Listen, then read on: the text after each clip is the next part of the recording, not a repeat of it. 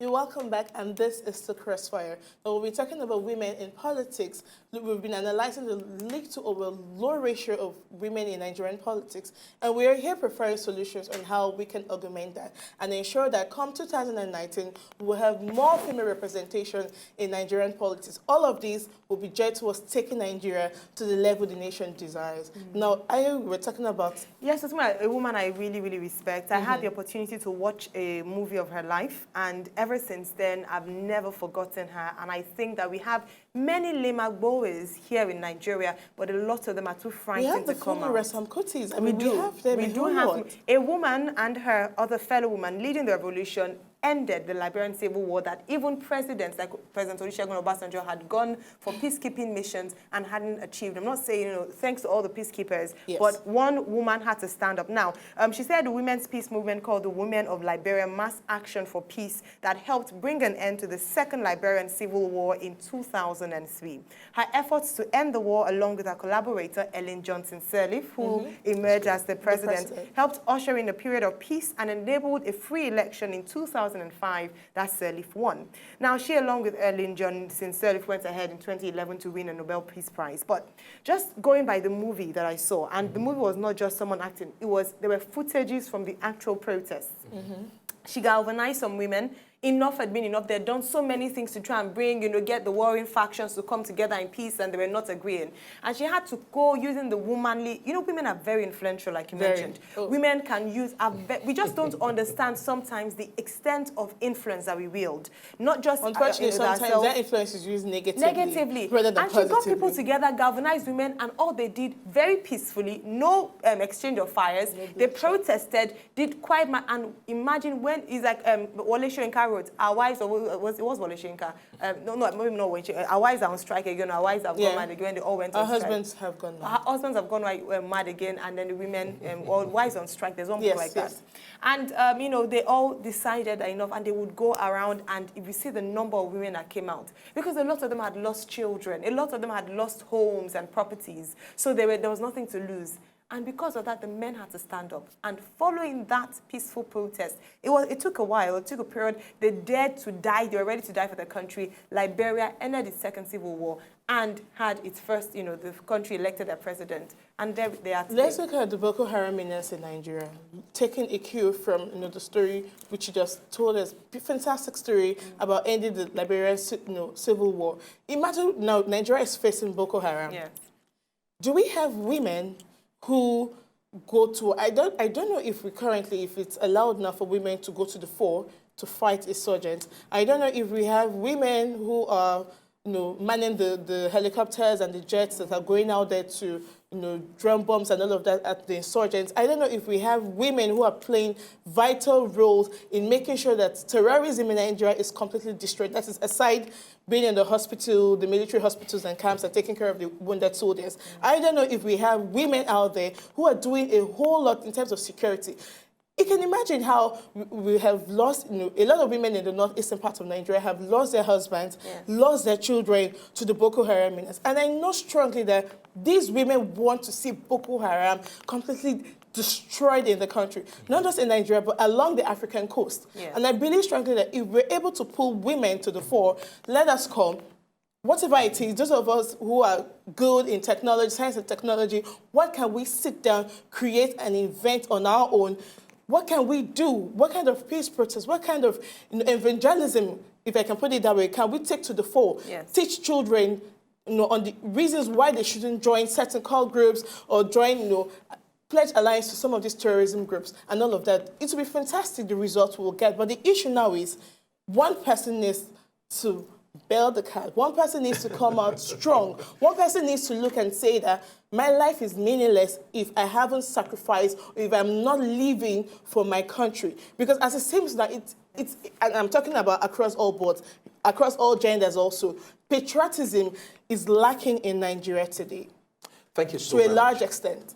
Patriotism. Now the issue is who or how can we put our voices together? And I'm asking this question, how can we put our voices together? What are those incentives, rather, that we can put together that can pull women together to come out strong, to say, okay, this and this and this are the things we will do that will help change the face of politics in Nigeria and women in governance. Well, every movement begins with identifying the cause. Women are not going to rally around an indefinite thing. Yes. So if you come out, somebody, and let me say this, the time has come for that kind of talk about we need, somebody needs to take the lead. And Ishioma, it could as well be you. Yes. Definitely. I know, we have that in the pipeline. You've seen Lee McBowie, you don't read about it. Yeah. You can step up and just start a little group. You can be the next Lee McBowie. You can be that person, and you can start right away from your table with your laptop. We are living in a technology age today. You never can tell how many people will begin to follow you on Twitter, on Facebook. You don't know how many you can galvanize over the next 3 years. If you first, like I said, if the women are going to come together, a woman perhaps watching me right now, a CEO somewhere, well-traveled, exposed, experienced, and you've had encounter with some of this trouble, a woman needs to, first of all, conceptualize a cause and say, okay, first, we need to do this. And this is the reason why we need to do it, because women like to be part of something that meets a relational need. True. Okay? We want our children to have a better life. We want our families to be stable and all of that. So first, a cause has to be identified. And then the second thing that has to happen is for us to put up the core ideology of that cause. What's the vision statement, the mission statement, the values of that cause. So that as people are coming in, they know what they are coming to pursue. They know the values that governs that particular movement.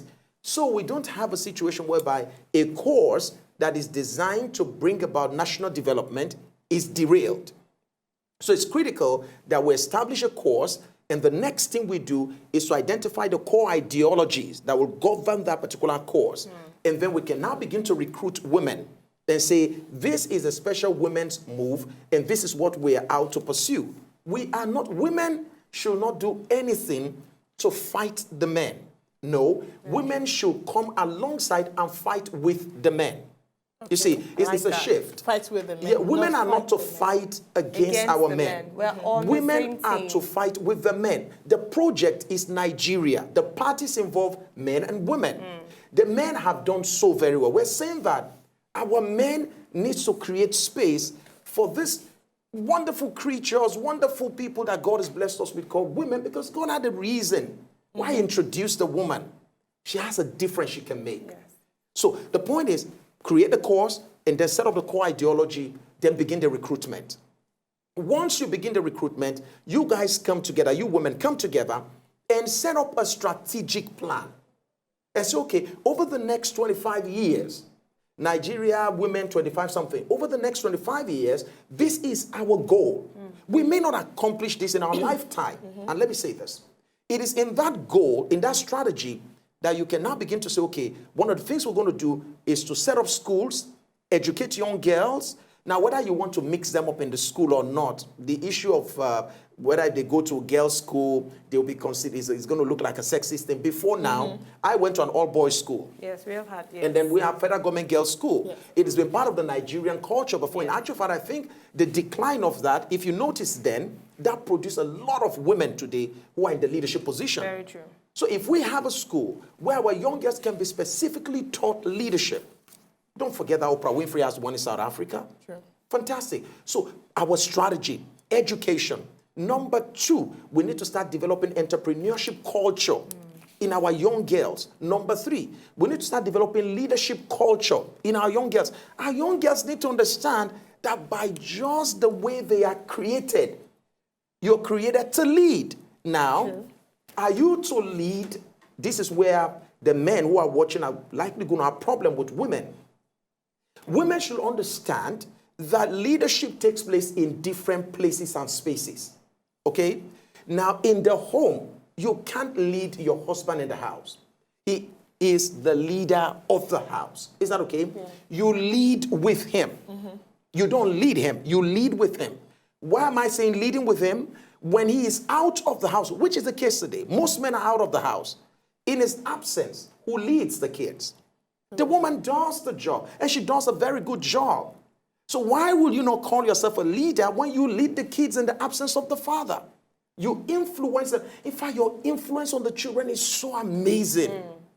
My son recently, a video interview was done in our organization, and then they were asking the children of the people in the organization, look, who is the closest person to you? My son said his mom. Who influences you the most? He said my mom. He said, because my dad always travels. You know, you get that kind of a thing now. So my son is greatly being influenced by my wife. Do you understand that? Yeah. What do you call influence? Leadership. What do you call leadership? Influence. That's amazing. Okay, let's quickly take this call. Funshaw is calling us from Ikorodu. Good morning, Funshaw. Hello, good morning. Good morning. Welcome to CROSSFIRE. Hello. Yeah, good morning. Good Hello, morning. good morning. Go ahead and make your contributions. Yeah, Funshaw calling from Ikorodu. Welcome. Thank you. I just want to appreciate you guys that you are doing a great job there. Thank you. And I want to say a big thanks to your guest this morning. Thank you. That you guys are doing a great and wonderful job. Thank you.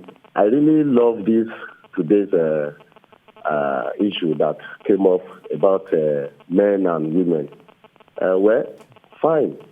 Our men, they've done well. They've done a lot in the country. But I think this is a hard time we give the chance to all our women as well to come in, and let's now differentiate between our men and women so that we will be able to know whether our men have done great or they've gone far in terms of, achieving our goal, or let women come in, and so that let's see when there is a competition between men and women, it is then we will know that which is it men or women that have done great.